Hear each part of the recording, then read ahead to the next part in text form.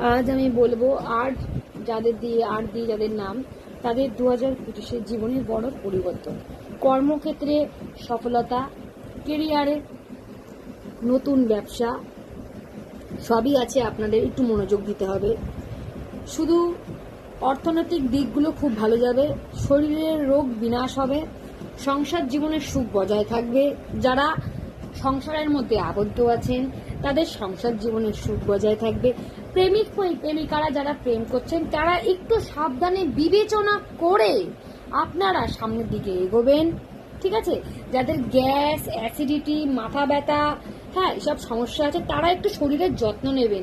আপনার শরীর খারাপ হলে পরে কেউ কিন্তু আপনাকে দেখবে না। এটা এটা এটা হচ্ছে প্র্যাকটিক্যালি কথা। তাই শরীরের যত্ন নেবেন অবশ্যই।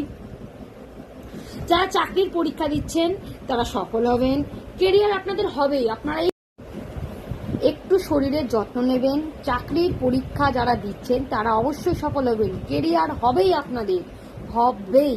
এবং আর নামের ছেলেমেয়েরা প্রচুর ভালো হয়, হ্যাঁ, বিশেষ করে মেয়েরা তো খুবই ভালো হয়। এরা যারা পড়াশোনা করছেন, আপনাদের বাইরে পড়তে যাওয়া আছে, আপনাদের চাকরি আছে, আপনাদের বিবাহ জীবনও সুখের আছে, শুধু আপনারা যখন প্রেম করবেন একটু বিবেচনা করে করবেন।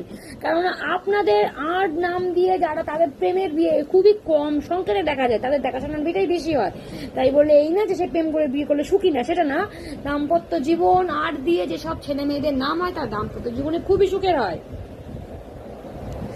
কেরিয়ারের দিকে একটু মনোযোগ দেবেন এই সময়টা। যারা পড়াশোনা করছেন অবশ্যই তারা মন দিয়ে পড়াশোনা করবেন, হ্যাঁ, তাহলে আপনাদের চাকরিটা অবশ্যই সফল হবে। যারা চাকরির পরীক্ষা করছেন তারা তো সফল পাবেন।